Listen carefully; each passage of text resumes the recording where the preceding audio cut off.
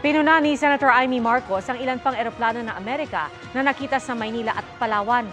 Nakatutok si Mav Gonzalez. Nitong Biyernes, isa raw US Air Force C-17 Globemaster ang lumapag pasado alas 6 ng umaga sa Maynila galing Guam. Ayon kay Senadora Amy Marcos, batay raw ito sa Global Flight Tracker ng AirNav Systems. Umalis daw ito papalawan bago mag-alauna ng hapon, dumaan sa Pampanga, Cagayan at silangan ng Batanes at Taiwan bago lumapag sa Yokota Air Base sa Japan.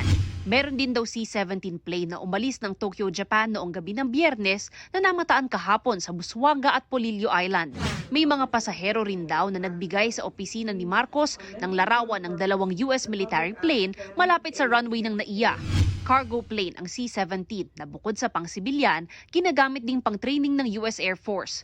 Naunang pinuna ni Marcos na chairperson ng Senate Committee on Foreign Relations ang paglapag noong isang linggo sa NAIA ng kaparehong eroplano. Nauna nang sinabi ng US Embassy sa isang sulat na ipinadala sa senadora na bahagi ang nasabing aircraft ng bilateral military exercise kaya ito nasa Pilipinas.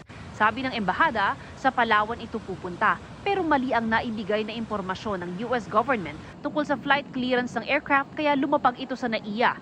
Inamin din ng embahada na wala rin anilang naging koordinasyon ang US flight planner sa NAIA kaya nagka-delay sa ground servicing at pagproseso ng requirements at pagkakamali sa parking spot. Hindi pa kinukumpirma ng Civil Aviation Authority of the Philippines kung may permit ang mga bagong naispatang eroplano ng Amerika. Sabi ni Marcos, alam niyang may foreign military exercises ngayong buwan pero dapat daw patas ang pagsubaybay sa ating maritime territory at exclusive economic zone pati sa Philippine air traffic rules at kasundo ang pangmilitar natin sa Amerika.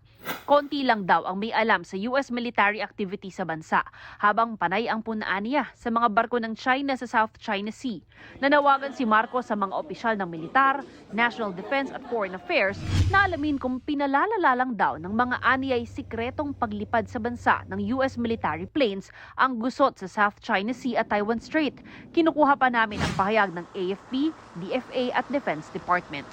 Para sa GMA Integrated News, Mav Gonzalez, nakatutok, 24 oras. Magandang balita mga kapuso, kahit ano pa man ang oras, mapapanood ang 24 Oras Weekend at iba pang newscast sa youtube.com/GMA News. I-click lamang ang subscribe button. Sa mga kapuso abroad, maaari po kaming masubaybayan sa GMA Pinoy TV at www.gmanews.tv.